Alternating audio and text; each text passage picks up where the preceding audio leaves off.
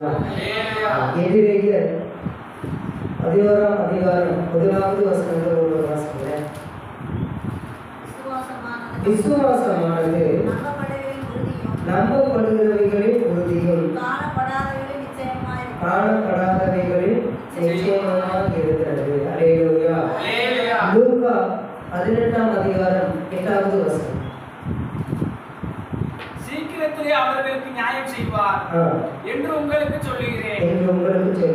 ஆகிலும் மனுஷகுமாரன் வரும்போது பூமியிலே விசுவாசத்தை காண்பாரோ என்றார். ஒரு மெடிக்கல் வச்சிருக்கிறவர்கிட்ட நான் அப்போ மாத்திரை சாப்பிடுவேன். அப்போ எனக்கு ஒரு இருமல், வறட்டு இருமல். அவர்கிட்ட போய் நான் மாத்திரை என்ன சாப்பிடலாம் அப்படின்னு நான் கேட்டேன். ஒன்று டானிக் ஊற்றிக்கலாமா இல்லை மாத்திரை சாப்பிடலாமா அப்படின்னு கேட்டேன். அப்போ அவர் சொன்னார், உங்களுக்குள்ள ஒரு கிருமி இருக்குது, அந்த கிருமி இருக்கிறனால உங்களுக்கு என்ன வருது, இருமல் வருது.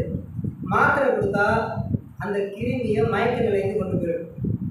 டானிக்கை குடித்தா மயக்கத்தில் இருக்க அந்த கிருமியை இந்த டானிக்கில் பவர் என்ன செய்யணும், ஒன்று. அப்போ மறுபடியும் உங்களுக்கு இருமல் என்ன செய்யாது, வராது அப்படின்னு சொன்னார். அப்போ மாத்திரை மட்டும் சாப்பிட்டா அந்த நேரத்தில் அது மயக்கம் மேலே இருக்கும். மயக்கம் தெளியவும் என்ன செய்யும், மறுபடியும் இருமல் வரும். அதனால் நீங்கள் மாத்திரையும் சாப்பிடுங்க, டானிக்கையும் சாப்பிடுங்க, உடனடியே உங்களுக்கு என்ன செய்யணும், சரியாயிடும். அல்லேலூயா. மெடிக்கல். ஆனால் நம்ம ஆண்டவர் என்ன சொல்கிறார் அப்படின்னா, ஒரு ஒரு ஒரு பலவீனம் வருதுன்னா அந்த பலவீனம் எதன் நிமித்தமாக வருகிறது. இப்போ பெலிஸ்தியர் தேவனுடைய உடன்படிக்கை பெட்டியை அவங்க என்ன செஞ்சுட்டு போயிட்டாங்க, எடுத்துட்டு போயிட்டாங்க. அதனால அவங்களுக்கு என்ன வந்தது, மூல வியாதி வந்தது.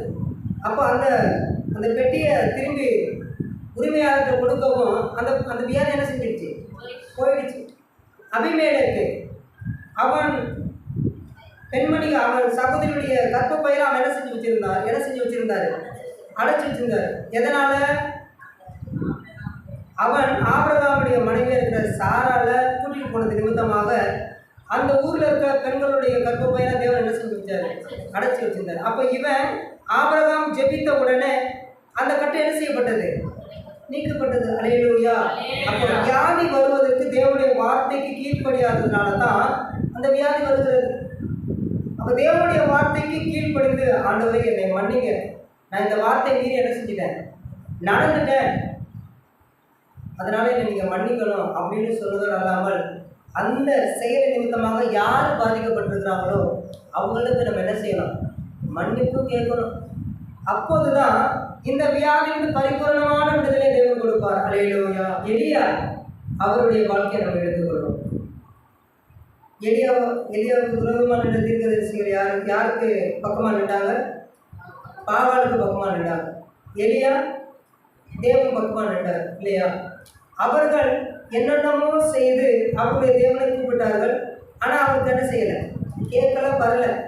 ஆனால் எலியா என்ன செஞ்சார் அப்படின்னா, பலிபீடத்தை செப்பனிட்டார். அந்த பலிபீடத்தின் மீது காலையில் அடிக்கினார். அதற்கு மீது பலியை செலுத்தி தண்ணியை ஊற்றி அதற்கப்புறம் கேட்டலும் என்று சொன்னார். அதற்கு பிறகு அக்கினி இறங்கி அந்த பலியை என்ன செய்தது, ஏற்றுக்கொண்டது. அல்லேலூயா. அல்லேலூயா. அதாவது தேவன் எப்படி செய்ய சொல்லுகிறாரோ அப்படி செய்து அதற்கு பின்பு விசுவாசத்தோடு இருக்கும்போது தான் அது முழுமை பெறும். அல்லேலூயா. நம்ம இஷ்டத்துக்கு ஒரு காரியத்தை செஞ்சுட்டு, ஆண்டவரே நான் விசுவாசமா இருக்கிறேன், இதை நீங்க என்ன செய்யுங்க, வாய்க்க பண்ணுங்க அப்படின்னு சொல்லி ஜெபிக்கிறதுல எந்த ஒரு புண்ணியமும் இருக்காது. மத்தேயு 7ஆம் அதிகாரத்தை நம்ம எடுத்துக்கொள்வோம். 7ஆம் அதிகாரம் 21வது வசனத்தில் இருந்து, பரலோகத்தில் இருக்கிற என் பிதாவின் சித்தத்தின்படி செய்கிறவனே பரலோக ராஜ்யத்தில் பிரவேசிப்பான இல்லாமல் என்னை நோக்கி கர்த்தாவே கர்த்தாவே என்று சொல்லுகிறவன் அதை பிரவேசிப்பதில்லை. அந்நாளில் அநேகர் என்னை நோக்கி கர்த்தாவே கர்த்தாவே உமது நாமத்தினாலே தீர்க்க தரிசனம் உரைத்தோம் அல்லவா, உமது நாமத்தினாலே பிசாசுகளை துரத்தினோம் அல்லவா, உமது நாமத்தினாலே அநேக அற்புதங்களை செய்தோம் அல்லவா என்பார்கள். அப்பொழுது நான் ஒரு காலம் உங்களை அறியவில்லை, அக்கிரம செய்திக்காரரே என்னை விட்டு அகன்று போங்கள் என்று அவர்களுக்கு சொல்லுவேன். அல்லேலூயா, அல்லேலூயா. மோசே கிட்ட ஆண்டவர் ஆசரிப்பு கூடாரத்தை எப்படி கட்ட வேண்டும் என்று சொன்னாரோ அப்படியே மோசே கட்டினார். அல்லேலூயா. அதே போல தேவன் எப்படி செய்ய சொன்னாரோ அதே போல் செய்தால் மட்டுமே அது தேவனுடைய வார்த்தைக்கு கீழ்ப்படிந்ததாக மாறும்.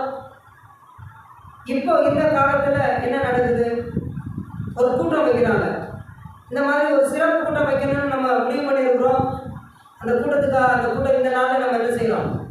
வைக்கிறோம். அந்த நாளில் மழை இயற்கை சாதகமாக இருக்கணும், அதற்கான தேவைகள் சந்திக்கப்படணும், ஜனங்கள் அதிகமாக வரணும் அப்படின்னு சொல்லி என்ன செஞ்சுக்குங்க, ஜெபம் பண்ணுங்க அப்படின்னு சொல்றாங்க. அல்லேலூயா. ஆனால் அதற்கு முன்பாக ஆண்டவரை இப்படி ஒரு கூட்டத்தை நாங்கள் வைக்கலாமா, எந்த நாளில் வைக்கிறது, யாரை நாங்கள் கூப்பிடுறது அப்படின்னு தேவனிடத்தில் என்ன செய்யறது இல்லை, கேட்பது. அப்படி கேட்டு ஒரு காரியத்தை செய்தால் அதன் நிமித்தமாக தேவனுடைய நாமம் மகிமைப்படும். அது எதற்காக அந்த கூட்டத்தை வைக்கிறோமோ அந்த காரியம் பரிபூர்ணமாக நிறைவேறும். அல்லேலூயா. நம்ம எவ்வளவோ கூட்டங்கள் வைத்தாலும் கூட ஒரு சில ஆத்மாக்கள் ரட்சிக்கப்படுவது கூட ரொம்ப அரிதான விஷயமாக இருக்கிறது. காரணம் என்ன? இவர்களாக ஒரு டேட்டை ஃபிக்ஸ் பண்ணிக்கிறாங்க இல்லையா? இவர்களாக ஒரு நேரத்தை குறிச்சுக்கிட்டு இவர்களாக அந்த நாளில் நீங்கள் என்ன செய்யணும், ஆசீர்வதிக்கணும் அப்படின்னு சொல்லி ஆண்டவர்கிட்ட போய் ஜெபம் பண்ணுவதனால அந்த காரியத்துக்கு தேவன் பச்சை கொடி காட்டுவார்னு நம்ம என்ன செய்ய முடியாது, நினைச்சுக்க முடியாது தானே. அல்லேலூயா, அல்லேலூயா. அப்போ ஒரு கூட்டம் வைக்கிறோம், ஒரு காரியம் செய்யணும், ஒரு காரியத்தை நம்ம செய்யறோம் அப்படின்னா முதலில் தேவனிடத்தில் நம்ம கேட்கணும், இந்த காரியத்தை நான் எப்படி செய்யணும், இந்த காரியத்துக்கான ஒழுங்குகள் என்ன, எனக்கு என்ன செய்யணும் சொல்லுங்க அப்படின்னு கேட்கணும். காரியத்தை எப்படி செய்ய வேண்டும் என்று தேவனிடத்தில் கேட்டு அதற்கு பிறகு அதன்படி செய்தால்தானே அது தேவனுடைய நாம மகிமைக்கென்று அந்த காரியம் இருக்கும். அப்ப அந்த காரியம் செய்யும் பொழுது அதற்கான ஆசீர்வாதத்தை நம்மால் சுதந்திரித்துக் கொள்ள முடியும். நான் இப்படி செய்தால் என் தேவன் இந்த காரியத்தை ஆசீர்வதிப்பார் என்ற ஒரு விசுவாசம் நமக்குள்ள இருக்கும். நம்ம பாட்டுல எதையாவது ஒரு காரியத்தை செஞ்சுட்டு ஆண்டவர் இந்த காரியத்தை ஆசீர்வதிப்பார் என்றால் நீங்க யோசித்து பாருங்க. சுவிசேஷம் சொல்றாங்க, ஆண்டவருடைய வார்த்தையை தான் பேசுறாங்க, அதற்காக லட்சக்கணக்கில் செலவழிக்கிறாங்க. ஆனாலும் கூட ஒரு ஆத்மா சபையில் என்ன செய்யப்படல, சேர்க்கப்படல. அப்போ தேவனுடைய ஊழியர் தேவனுடைய நாமத்தை நிமித்தமாகவே அற்புத அடையாளங்களை செய்தவர்களை நான் அறியேன் என்று சொல்லுகிற நம் கர்த்தர் நம்முடைய வாழ்க்கையில நம்ம இஷ்டத்துக்கு எல்லா காரியத்தையும் செஞ்சுட்டு கடைசியில் வந்து என்னை காப்பாத்துங்க காப்பாத்துங்கன்னு சொன்னா, நீ என் கண் இமை போல இருக்கிறவள், நீ எனக்கு பிரியமானவள், நீ எனக்கு கீழ்ப்படுகிறவள் எப்படி ஆண்டவர் சொல்லுவார்? அப்ப விசுவாசம் அப்படிங்கிற ஒரு ஒரு வாழ்க்கைக்குள்ள நம்ம போனோம் அப்படின்னா அந்த விசுவாசம் என்ற வாழ்க்கை வாழ்கிறவர்கள் எதை எப்படி செய்ய வேண்டும் என்று மிகவும் சரியாக அறிந்தவர்கள் பெயர் தான் விசுவாசி. அல்லேலூயா. யார் விசுவாசின்னு சொல்ற? சர்ச்சைக்கு வரவங்களாம் விசுவாசியா? ஒரு எப்படி நடந்து கொள்ள வேண்டும் என்பதை அறியாமல் இருக்கிறவர்களுக்கு எப்படி விசுவாசி என்று பெயரை கொடுக்க முடியும்? நம்மளா சொல்லிக்கலாம் விசுவாசி விசுவாசின்னு. ஆனா அங்கே சொல்லணுமே, கர்த்தரை நம்பி இருக்கிற ஆண்டவர் சொல்றார். அது எப்படி ஆபிரகாம் சொல்றாருன்னா, விசுவாசிகளின் தகப்பன் என்று ஆபிரகாம் கேட்டதுக்கு என்ன கொடுக்குறாரு? ஒரு பட்டத்தை கொடுக்குறார். அல்லேலூயா, அல்லேலூயா. நான் விசுவாசிக்கிறேன் அப்படின்னு சொல்றது ரொம்ப சுலபம். ஆனா அது எப்படி விசுவாசிக்கிறேன்னு நம்ம நடக்க முடியும்? ஆண்டவர்கிட்ட ஒரு காரியத்துக்காக நம்ம போறோம். சகல பிரயாசத்தினால் என்ன உண்டு? பிரயோஜனம் உண்டு.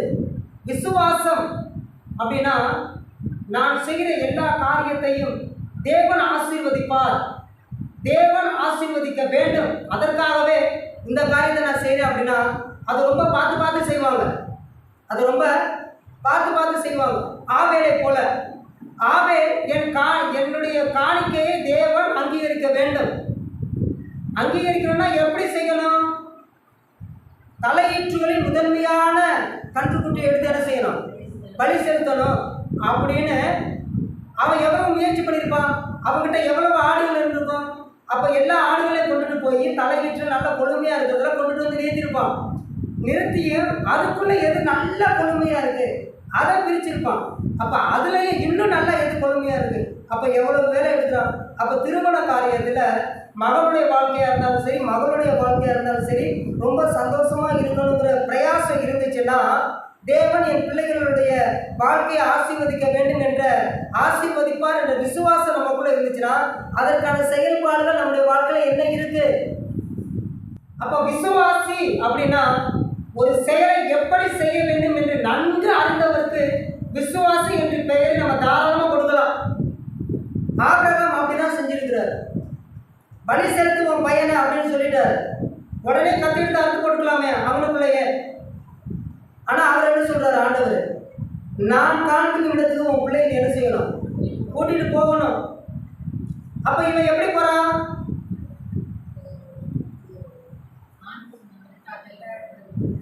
கட்டையெல்லாம் அவர் சொல்லல, அப்படியே போடுறது பலி செலுத்தணும். அப்ப பலி செலுத்துவதற்கு என்ன தேவை, செலுத்துவதற்கு என்ன தேவை, முதல்ல அவன் எந்த பலிபீடம் முதல்ல கட்டணும். அங்கே இருக்கிற கல்லை நம்ம என்ன செஞ்சுக்கலாம், எடுத்துக்கலாம். அப்போ பலிபீடம் கட்டின கல்லை வச்சு அடிக்கிட்டாலுமே கூட அந்த கல்லுக்கு மேலே என்ன வைக்கணும், விறகு வைக்கணும். அப்போ அங்கே போய் விறகு தேவை முடியாது. அதனால விறகு என்ன செஞ்சுக்க, கட்டிக்க, கழுதையில் என்ன செஞ்சுக்கலாம், ஏற்றிக்கலாம். அதுக்கப்புறம் என்ன வேணும், பலியை என்ன செய்யணும், கட்டணும். அதுக்கு கயிறு வேணும். அங்கே கயிறு இருக்காது, அந்த கயிறு எடுத்துக்க. எல்லாம் கட்டி வச்சதுக்கு பிறகு கூட அறுக்கிறதுக்கு என்ன வேணும், கத்தி வேணும். அப்போ அந்த கத்தி வேலை செஞ்சுக்க, எடுத்துக்க அப்படின்னு சொல்லி இதையெல்லாம் ஆண்டவர் சொல்லலை. நீ கத்தியை எடுத்துக்க, கயிறு எடுத்துக்க, கட்டையை எடுத்துக்க அப்படின்னு என்ன செய்யலை ஆண்டவர். ஆனால் இதையெல்லாம் நீ என்ன செஞ்சு வச்சிருக்கிறான், எடுத்து பலி செலுத்துறதுக்கு இவ்வளவு ஆயத்தமா போறான். அப்படின்னா பிள்ளைகளுடைய வாழ்க்கை ஆசீர்வாதமா இருக்க வேண்டும் என்றால் எந்த அளவுக்கு நம்ம ஆயத்தமா இருக்கணும்.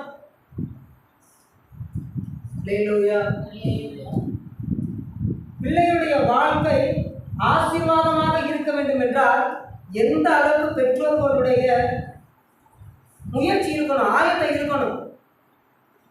ஏன் கல்யாணம் பண்றீங்க, 29 வயசு ஆயிடுச்சு, 30 வயசு ஆயிடுச்சு, இனிமே என்ன செஞ்சுக்க கூடாது, வீட்டில் வச்சுக்க கூடாது பையனை, அதனால கல்யாணம் பண்ணிடுவோம். அதனாலயா சரி பெண்ணை படித்து முடிச்சுட்டாங்க, இந்த வேலைக்கு போகிறாங்க, வேலைக்கு போட்டு அப்படியே என்ன செய்ய முடியாது, விட முடியாது. உடனே என்ன செஞ்சு வச்சுருவோம், கல்யாணம் முடிச்சு வச்சுட்டா நம்ம கடமை முடிச்சு பாருங்க, கடமைக்காக.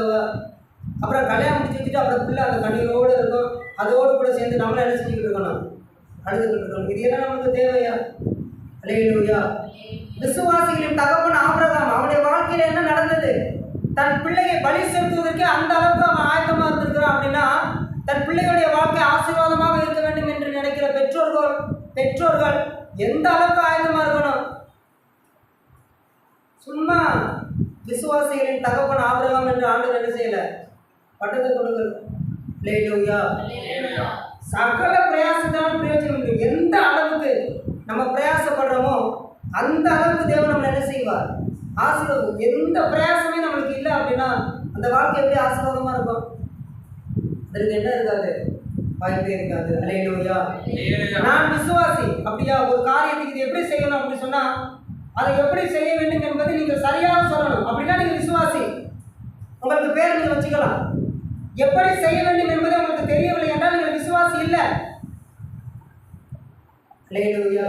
11ஆம் அதிகாரம் 8வது வசனத்தை வாசிங்க. விசுவாசத்தினாலே ஆபிரகாம் தான் சுதந்திரமாக பெறப்போகிற இடத்திற்கு போகும்படி அழைக்கப்பட்ட போது கீழ்ப்படிந்து தான் போகும் இடம் இன்னதென்று அறியாமல் புறப்பட்டு போனான். அல்லேலூயா. 11வது வசனம் 12வது வசனம். விசுவாசத்தினாலே சாராளும் வாக்குத்தத்தம் பண்ணினவர் உண்மை உள்ளவர் என்று எண்ணி கற்பந்தரிக்க பலனடைந்து வயது சென்றவளாய் இருந்தும் பிள்ளை பெற்றார். சரீரம் செத்தவன் என்று எண்ணத்தக்கும் ஒருவனாலே வானத்தில் உள்ள பெருக்கமான நட்சத்திரங்களைப் போலவும் கடற்கரையில் உள்ள எண்ணிருந்த மணலைப் போலவும் மிகுந்த ஜனங்கள் பிறந்தார்கள். அல்லேலூயா. அல்லேலூயா. இது எல்லாம் எப்படி வாக்குத்தத்தம் பண்ணினவர் உண்மை உள்ளவர் என்று எண்ணி. அல்லேலூயா. ஆண்டவர் உங்களுக்கு ஒரு வார்த்தையை கொடுத்திருக்கிறார் என்றால் அந்த வார்த்தையை தேவன் நிச்சயமாக நிறைவேற்றுவார். அவர் பொய் சொல்ல மாட்டார். எனக்கு இந்த வார்த்தையை கொடுத்திருக்கிறார், இந்த வார்த்தை எப்படி என் வாழ்க்கையில் நிறைவேறும் அப்படின்னு சொல்லி உட்கார்ந்து கொண்டு இருப்பது விசுவாசம் அல்ல. அந்த வார்த்தையின்படி நம்முடைய வாழ்க்கை இருக்க வேண்டும் என்கின்ற வாஞ்சையும் முயற்சியும் தாபமும் யாரிடத்தில் இருக்கிறதோ அவர்களுடைய வாழ்க்கையில அந்த வார்த்தை என்ன செய்யும்? நிறைவேறும். அல்லேலூயா, அல்லேலூயா. அது சந்தேகப்பட வேண்டிய அவசியமே இருக்காது. ஏன்னா ஆண்டவருக்கு சொல்லியிருக்கிறாருன்னா மூடருக்கு மகிமை தரார். அப்போ பாத்திரமா இருந்தா மகிமை என்ன செய்யும்? தகுந்தானே. ஜெபம் பண்ணுவோமா?